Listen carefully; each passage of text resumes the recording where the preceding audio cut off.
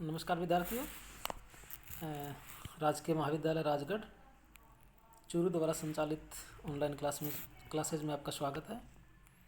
पिछली कक्षा में हमने हरिवंश राय बच्चन जी की कविताओं का अध्ययन किया। इस कक्षा में हम आधुनिक काल के प्रसिद्ध कवि बाबा के नाम से प्रसिद्ध यात्री उपनाम से मैथिली भाषा में लिखने वाले नागार्जुन कवि जी का अध्ययन करने जा रहे हैं। नागार्जुन जी का हिंदी और मैथिली दोनों भाषाओं पर समान रूप से अधिकार है। वे कवि होने के साथ साथ उपन्यासकार भी रहे हैं। हिंदी साहित्य में नागार्जुन जी का नाम उन अग्रणी रचनाकारों में है जिन्होंने अपनी बहुरंगी रचना कर्म के कारण सदा ही साहित्य जगत में चर्चा के विषय रहे। नागार्जुन जी ने ग्रामीण समस्याओं को लेकर अनेक उपन्यास लिखे। साथ ही हिंदी में आंचलिक उपन्यास की आधारशिला रखी और चिंतन के स्तर पर वे हमेशा ही जनधर या जनपक्ष रहे। साथ ही शोषित जनता के पक्ष में रचना कर्म करते रहे। उन्होंने आपातकाल का खुला विरोध किया और जयप्रकाश नारायण जी के साथ वो आंदोलन में भी शामिल रहे। आपातकाल के बाद बनने वाली सरकार को और सरकार का जो अंतर्विरोध था उसको उन्होंने समझा और उसका विरोध भी किया।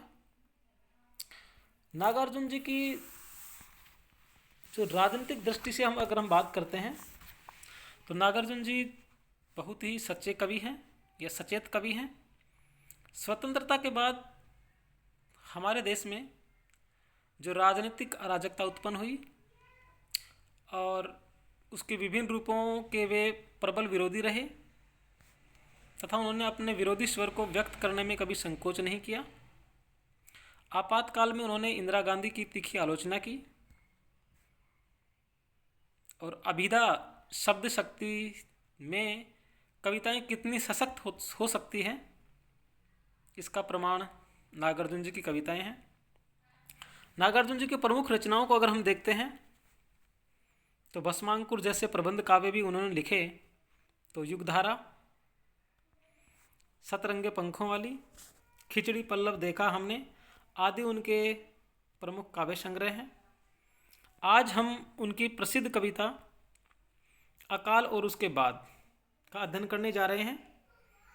तो देखिए कविता क्या है।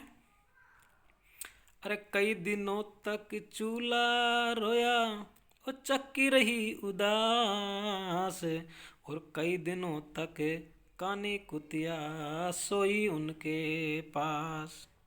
वो कई दिनों तक चूल्हा रोया वो चक्की रही उदास, और कई दिनों तक वो कानी कुतिया सोई उनके पास। वो कई दिनों तक लगी भीत पर छिपकलियों की गास्त, और कई दिनों तक चूल्हे की भी हालत रही शिकस्त। दाने आए घर के अंदर कई दिनों के बाद, अरे धुआं उठा आंगन से ऊपर कई दिनों के बाद। चमक उठी घर भर की आंखें कई दिनों के बाद, और कोई ने खुजलाई पांखें कई दिनों के बाद। और पढ़ रहे थे हम नागार्जुन की कविता अकाल उसके बाद, अरे कोई ने खुजलाई पांखें कई दिनों के बाद। तो ये कविता है उनकी। तो अब हम कविता का भावार्थ देखते हैं। अकाल और उसके बाद, यानी जब भारत में अकाल पड़ा और अकाल के बाद क्या परिस्थितियां रही, कैसी परिस्थितियां रही, उसी का वर्णन यहाँ नागार्जुन जी ने किया है। तो कुछ शब्द हैं जो इसमें आए थे। चूल्हे की भी हालत रही शिकस्त। शिकस्त का मतलब हार, पांखें पंख। तो नागार्जुन जी द्वारा रचित इस कविता में अकाल की स्थिति और उसकी बाद की स्थिति को यथार्थवादी शैली में प्रस्तुत किया है। तो देखिए क्या है, कवि कह रहे हैं कि कोई भी जीवन जब अकाल पड़ता है उसके बाद में क्या हालत होती है, तो इसी का वर्णन कवि नागार्जुन जी ने किया है कि कोई भी जीवन अकाल की चपेट में आ जाता है तब वह जीवन पूरी तरह से नष्ट हो जाता है। ऐसा जीवन विवस्था को कोसता हुआ अपने अस्तित्व को समाप्त की ओर ले जाता है। इसी संदर्भ में कवि कह रहे हैं कि जब अकाल पड़ा तब घर में कुछ भी नहीं था, इसी कारण चूल्हा भी नहीं जल पाया, अर्थात कुछ भी भोजन नहीं पकाया गया। अकाल के बाद अकाल के दिनों में घर की चक्की काफ़ी समय तक उदास रही और उससे कोई भी काम नहीं लिया जा सका, क्योंकि जब अनाज ही नहीं है तो हम पीसेंगे किसे, तो चक्की कोई काम नहीं आएगी। तो इसलिए चक्की क्या है, उदास है।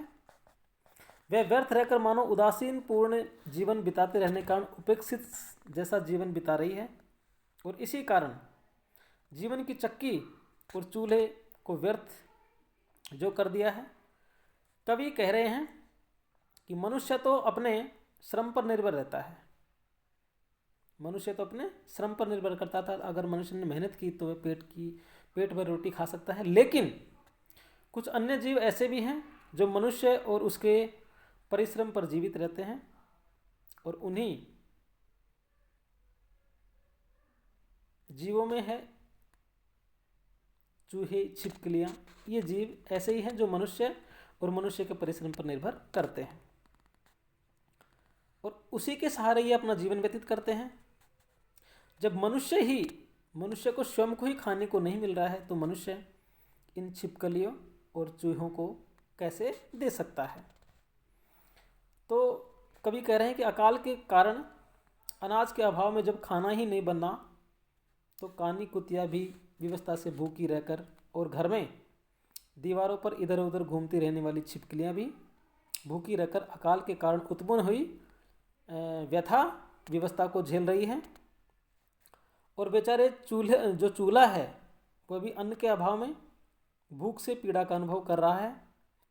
इस कारण अकाल के दिनों में न केवल मनुष्य वरन अन्य जीवधारी भी व्यथा झेलते हुए काल यापन कर रहे हैं या करते रहते हैं। फिर कवि कह रहे हैं, दाने आए घर के अंदर कई दिनों के बाद। कवि कह रहे हैं कि समय बदला, यानी अकाल व्यतीत हुआ, और समय बदलने के बाद जो पीड़ादायक दिन थे वो व्यतीत हुए, परिस्थितियां यकायक बदली, और परिवर्तित स्थिति में घर में अन्न कणों का आगमन हुआ और चूल्हा जलाया गया। चूल्हे जलाने के बाद चूल्हे से उठने वाला धुआं आंगन में कई दिनों के बाद छाया, और चक्की की घरघराहट भी सुनने को मिली। तात्पर्य यह है कि घर में खाना बनने लगा। इससे घर के सभी व्यक्ति प्रसन्न हुए, और कौवा जो अकाल के दिनों में किसी भी घर से रोटी का टुकड़ा पाने में असमर्थ था, वही अब आशा किरण के जागते ही घर के बाहर अपनी पांखों को खुजलाता हुआ, काम करता हुआ इधर से उधर मंडराने लगा है। उसे भी उम्मीद लगी है कि मुझे भी कुछ खाने को मिलेगा। उसकी निराशा आशा में बदल गई है, वह प्रसन्नता से भरकर अपनी पांखों को खुजलाने लगा है। तो इस तरह से देखते हैं कि इस कविता में नागार्जुन जी ने अकाल की जो भयानक या अकाल की जो भयंकर चपेट में व्यक्ति आए हैं उनकी जीवन शैली को बड़ी ही सीधी सरल लेकिन पाठक को अंदर तक हिला देने वाली शब्दावली में अभिव्यक्त किया है। साथ ही इस कविता में हम देखते हैं कि पुनरुक्ति प्रकाश अलंकार के साथ साथ स्वभावोक्ति अलंकार का भी प्रयोग हुआ है। साथ ही कवि ने यथार्थ के निरूपण और शैली की सरसता के कारण ये कविता काफ़ी प्रभावशाली है और गहरा अर्थ भी देती है।